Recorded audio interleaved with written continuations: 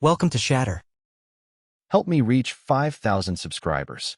Support the video with a like and leave your thoughts in the comments. She said it so casually, like she was asking permission to stop by the grocery store on the way home. I need one last night with Marcus, just to close the chapter. Then we can go on vacation like we planned. We were standing in our kitchen. Coffee was still warm in my hand. The morning light came through the window the way it always did. Everything looked normal, but nothing was. Marcus, her ex-fiancé, the guy she'd left 3 years ago because he couldn't commit, the guy she swore she was over, the guy whose name I hadn't heard in 18 months. And now she wanted one night with him. Before our anniversary trip to Costa Rica, the trip I'd been planning for 6 months, the resort I'd already paid for, the flights that left in 9 days.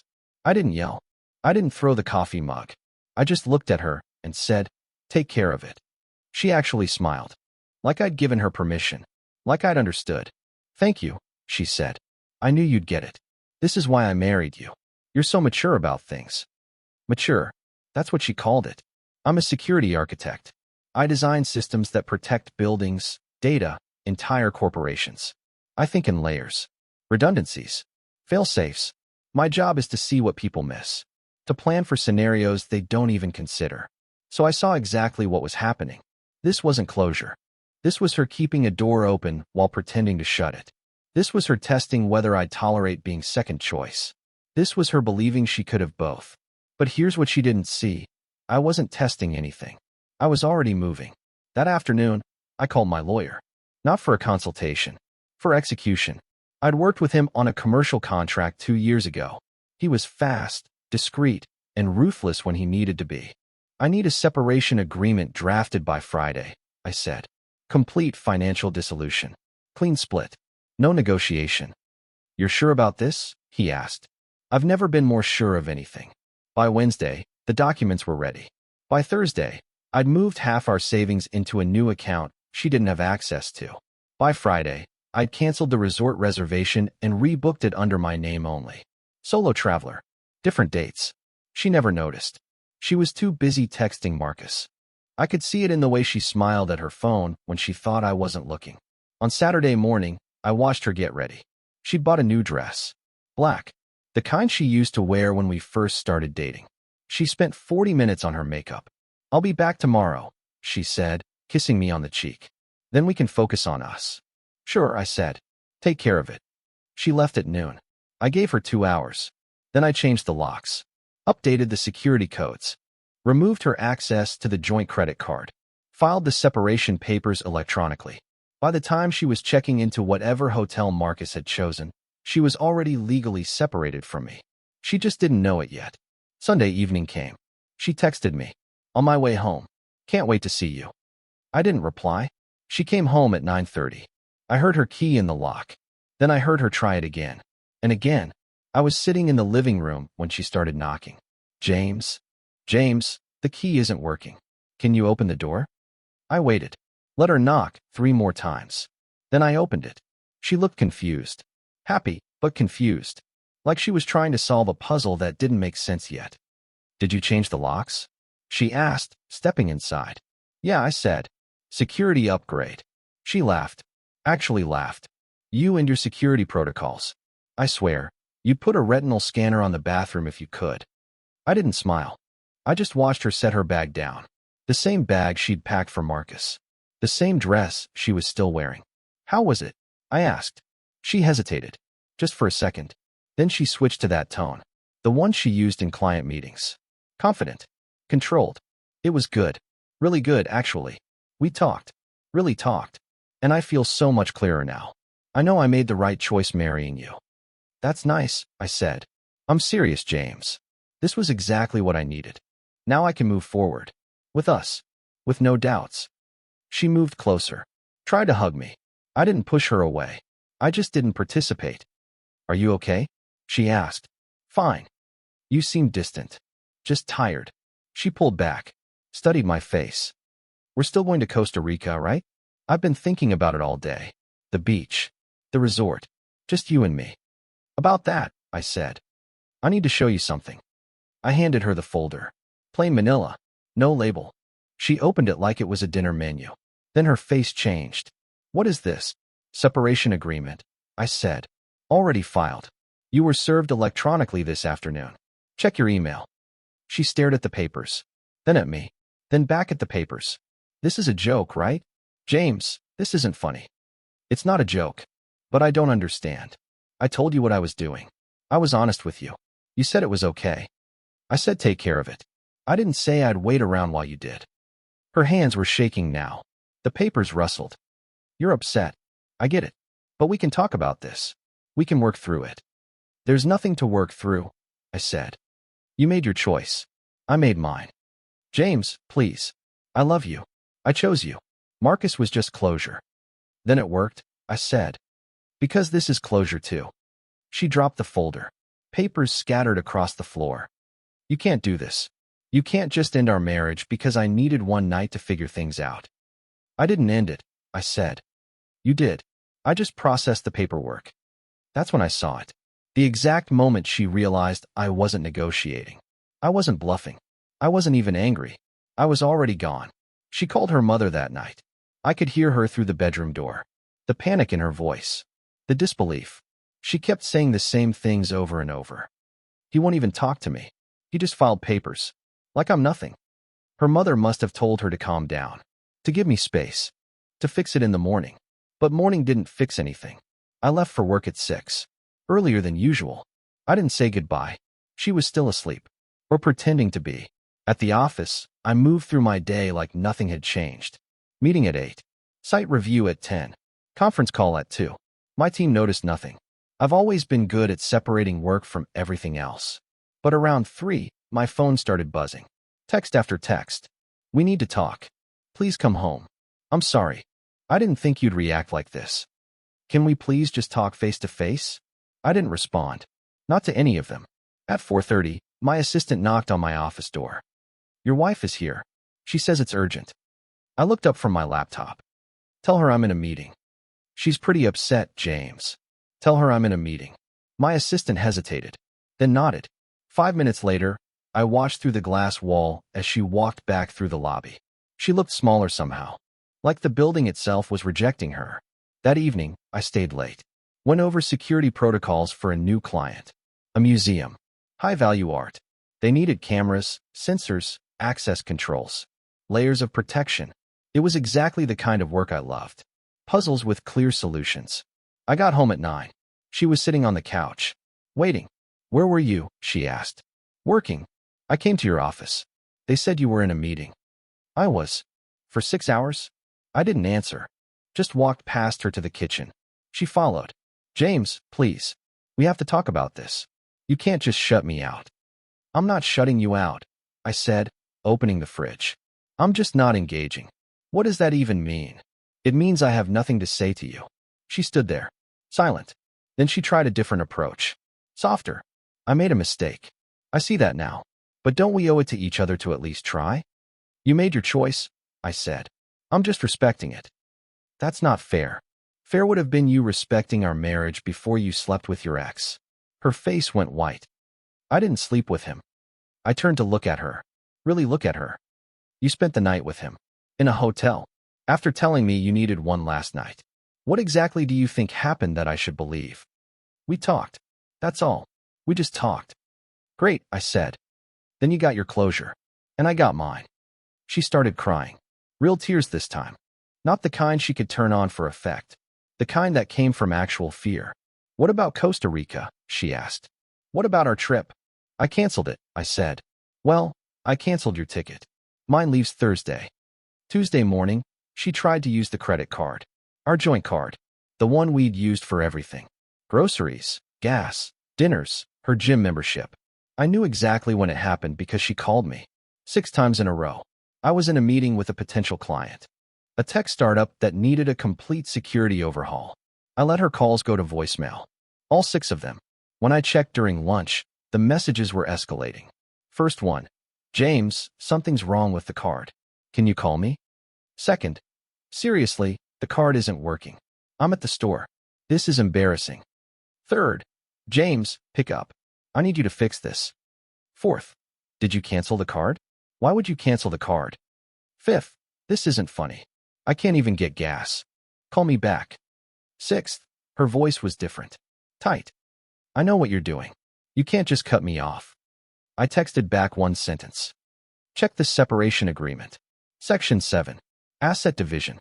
She didn't respond. That afternoon, my lawyer called. Your wife contacted my office. She wants to negotiate. There's nothing to negotiate, I said. She's claiming you blindsided her. That she had no warning. She had warning. She just didn't think I'd follow through. He paused. James, I have to ask. Are you sure about this? Because once we proceed, it gets harder to walk back. I'm not walking back. Okay then. She's asking for mediation. Says she wants to discuss things face to face with a neutral party present. When? She suggested Thursday. I'll be in Costa Rica on Thursday. Another pause. You're really going? Already packed. He laughed. Not a big laugh. Just a short breath of surprise. All right. I'll tell her we can schedule something for when you return. 2 weeks? 3, I said. I extended the trip. That evening, I came home to find her sister in our living room. Rachel, the one who'd never liked me, who'd told her not to marry me because I was too cold, too logical, not romantic enough. Rachel stood up when I walked in. We need to talk. No, we don't, I said. You're destroying her. You know that, right? She made one mistake. One. And you're throwing away 4 years of marriage. She threw it away, I said. I'm just signing the paperwork. She needed closure with Marcus. That's all it was. Closure. You're acting like she had an affair. She spent the night with her ex-fiancé in a hotel. What would you call it? Rachel's face went red. She told you about it beforehand. She was honest. That takes courage.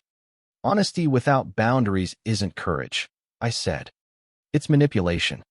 You're punishing her for being vulnerable with you. I'm protecting myself from someone who thought I'd be okay with being her backup plan. Rachel looked at my wife, then back at me. You've changed. You used to care about her. I still care, I said.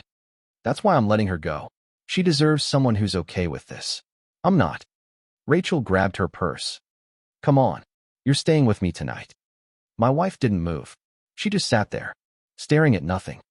Did you hear me? Rachel said. Let's go. He's leaving Thursday, my wife said quietly. Without me. Then let him leave. You don't need him. But we both knew that wasn't true. Wednesday morning, I got a message from an unknown number. This is Marcus. We need to talk. I stared at it for a full minute. Then I blocked the number. 10 minutes later, he called from a different number. I didn't answer. He left a voicemail. Look, I don't know what she told you, but nothing happened. We just talked. That's it. She loves you, man. She's a mess right now. You're making a huge mistake. I deleted it. But something about it bothered me. Not what he said. What he didn't say. If nothing happened, why was he calling me? Why did he care? I'm a security architect. I look for patterns, inconsistencies, things that don't fit. So I did what I do best. I pulled the data. Her phone was still on our family plan. I had access to the account. I pulled the records. Not to read her texts. Just to see the metadata. Times. Frequencies. Patterns. Marcus wasn't a recent development. He'd been texting her for 3 months. Not every day, but regularly. Late nights mostly. After I'd gone to bed. I pulled our credit card statements. The joint one I'd just canceled. There was a charge from 2 months ago. A restaurant downtown. Italian place. Expensive. I'd been traveling that week for work. Philadelphia. 3-day security audit. I pulled our shared location history. We'd both enabled it years ago. For convenience. For safety. She'd turned hers off 6 weeks ago. I sat there in my home office, looking at the screen, watching the pattern emerge. This wasn't one night. This wasn't closure. This was a long game. And I'd been the only one not playing. My phone buzzed. My wife. Calling from Rachel's number. I answered. James, please. I know you're angry. But we can fix this. I'll do anything. Therapy. Counseling. Whatever you need. I don't need anything, I said. Then what do you want? Tell me what you want, and I'll do it. I want you to understand something, I said. This isn't about punishment. This isn't about revenge. This is about respect. And you stopped respecting me the first time you texted Marcus behind my back 3 months ago. Silence. You knew, she whispered. I know everything. I just didn't say anything. I wanted to see if you'd stop on your own. If you'd choose us. But you didn't. James, I can explain. You don't need to explain. The data explains itself. Hotel room wasn't closure. It was continuation. That's not fair. You're twisting everything. I'm an architect, I said. I see structures. And this one collapsed months ago. I'm just clearing the site. She started crying again. Please don't go to Costa Rica without me. Please. We can go together. We can fix this there. Away from everything. The reservation is for one, I said. It's non-transferable. Then cancel it. Stay here. Work on us. There is no us, I said. There's just you trying to keep control and me finally taking it back. I hung up, packed my suitcase, and waited for Thursday. Thursday morning, my Uber arrived at 5. I'd scheduled it for the driveway, not the curb. Quiet exit. No drama. But she was awake, sitting on the front steps in her robe. Waiting. You're really going? She said. Yes. Just like that. You're walking away from everything we built. I set my suitcase down, looked at her one last time. I'm not walking away from what we built. I'm walking away from what you destroyed. I didn't destroy anything. I made a mistake. People make mistakes. Mistakes are accidents, I said. You planned this for 3 months. That's not a mistake. That's a choice. She stood up, stepped closer. So that's it. For years of marriage and you won't even fight for us. I did fight, I said. I fought by being loyal, by being present, by being the husband you said you wanted. You're the one who stopped fighting. The Uber driver was watching us in the rearview mirror. Uncomfortable. Where do I go? She asked. Her voice was breaking now. What am I supposed to do? Whatever you want, I said. You're free now. That's what you wanted, right? Freedom to explore, to figure things out, to close chapters. So close them. I don't want freedom. I want you. You should have thought about that before you chose him. I picked up my suitcase, started walking to the car. James, wait. Please. Just wait. I stopped, turned around. What? Can I at least text you while you're gone? Can we talk? My phone will be off, I said. International roaming. You know how it is. That's a lie. You never turn your phone off. She was right, but I didn't confirm it. I just got in the car. As we pulled away, I watched her in the side mirror, standing in the driveway, in her robe, getting smaller and smaller until we turned the corner and she disappeared. The airport was quiet. Early morning travelers, business people, a few families. I checked in, went through security, found my gate, sat down, opened my laptop, and checked my email. There was a message from my lawyer. Subject line, development.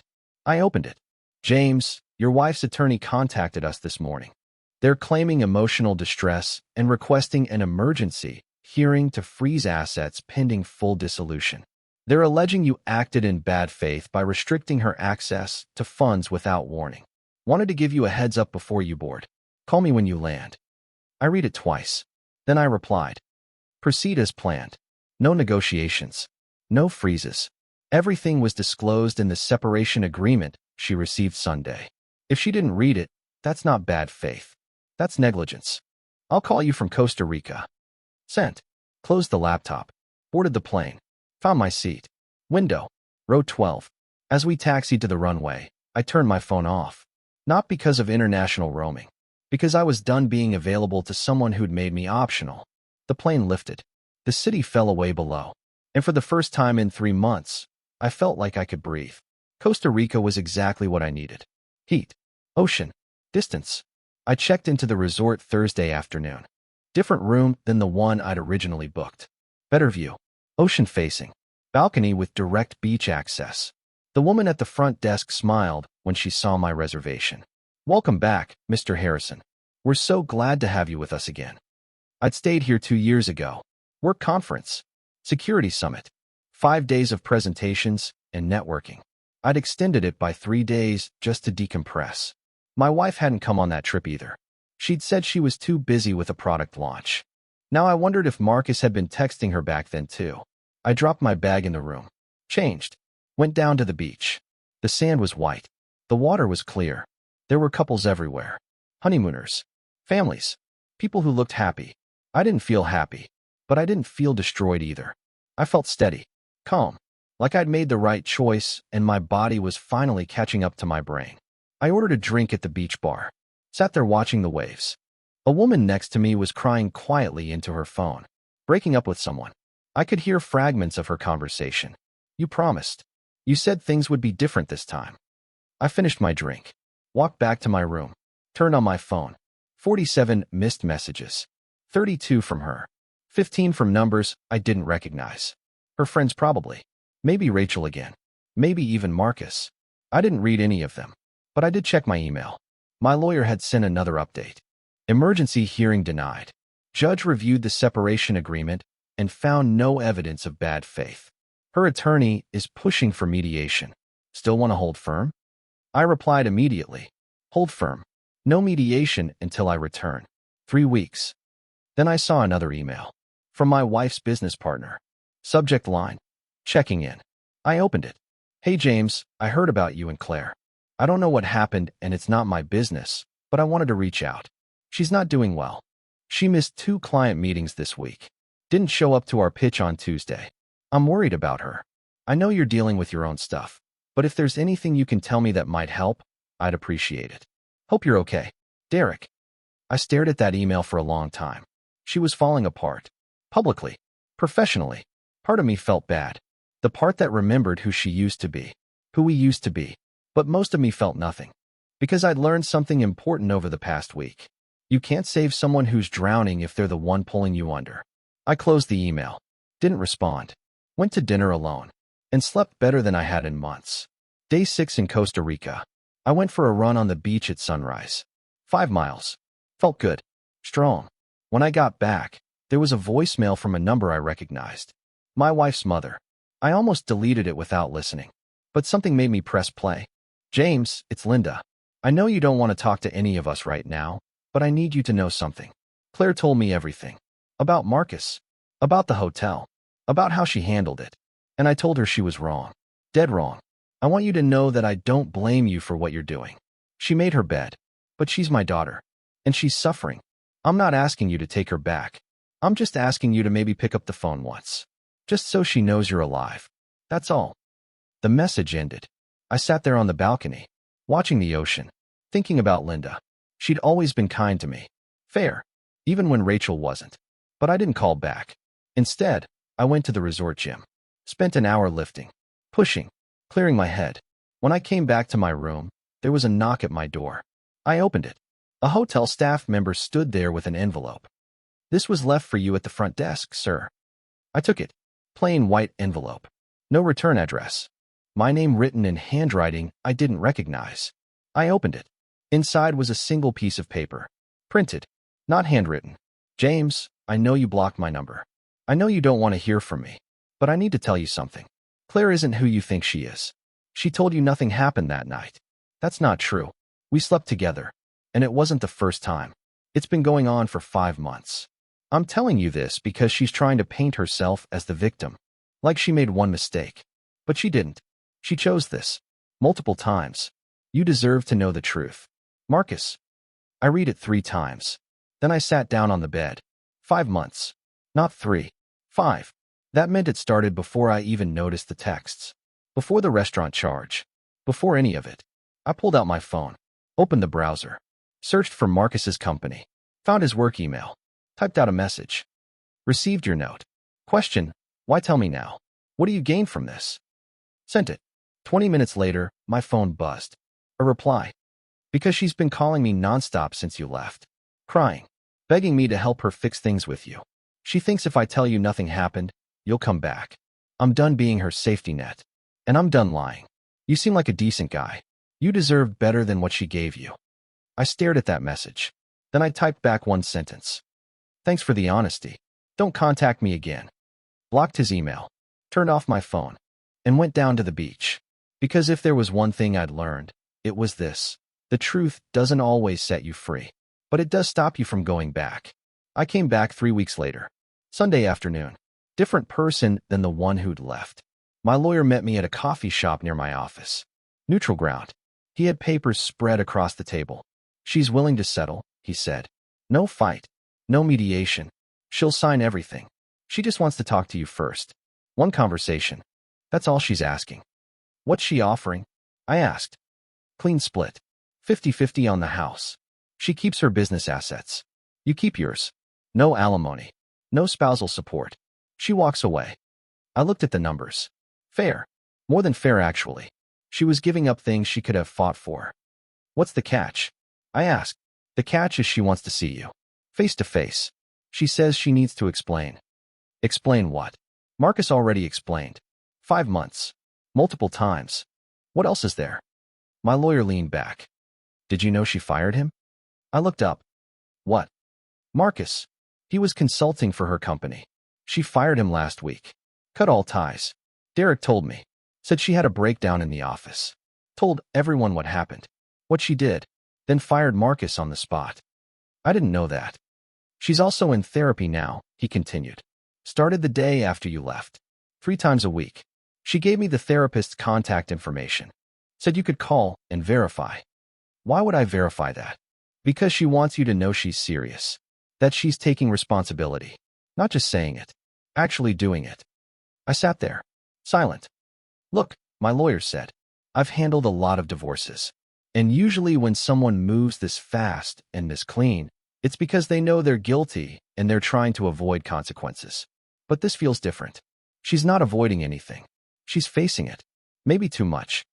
What does that mean? It means Derek is worried. Her mother is worried. Even Rachel called my office. Asked if there was any way to slow this down. Give her time to stabilize. I didn't ask for this to be slow, I said. I asked for it to be over. I know. And legally, we can finish this in 2 weeks. Sign the papers. File. Done. But I have to ask. Do you want to hear what she has to say? I thought about it. Really thought about it. Part of me wanted to say no. To finish this cleanly. To never see her again. But another part of me needed to know. Not for her. For me. Because walking away without understanding would leave something unfinished. And I don't leave things unfinished. One conversation, I said. 30 minutes. Somewhere public. Then we signed the papers and we're done. My lawyer nodded. I'll set it up. And tell her something for me. What's that? Tell her I already know about Marcus. All of it. So if she's planning to lie, don't bother showing up.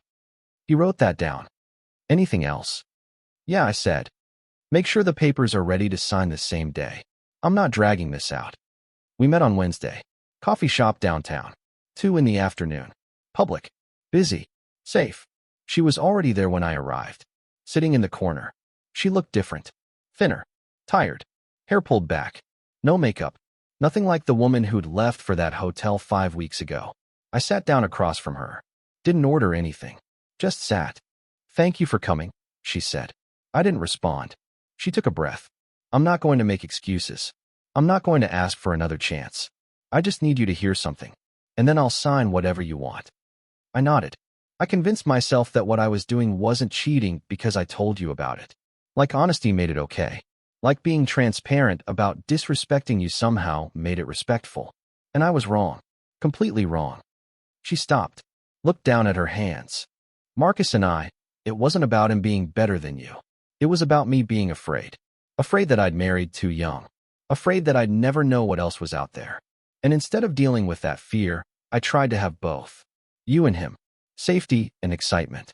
And I destroyed everything. I watched her. Waiting.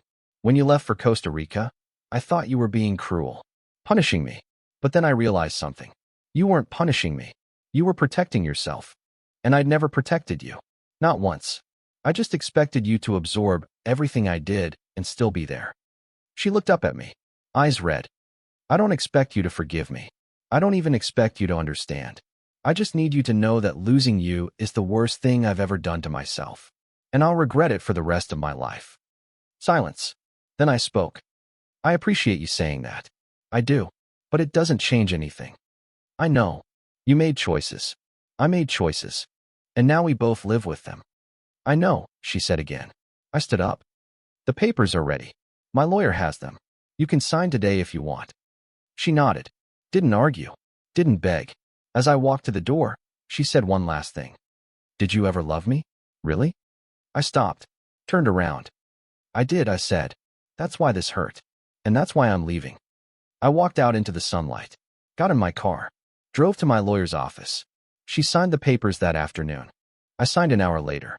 30 days after that, it was final. I moved into a new apartment. Started a new project at work. Focused on building things instead of fixing broken ones. People asked if I was okay. I told them I was. And eventually, I actually meant it. Because I learned something through all of this. Something important. You can't control what people do to you. But you can control what you do about it. I didn't disappear. I didn't break. I didn't beg. I just stopped showing up where I wasn't respected. And that made all the difference. Support the channel by liking, commenting, and subscribing. I promise even more interesting stories.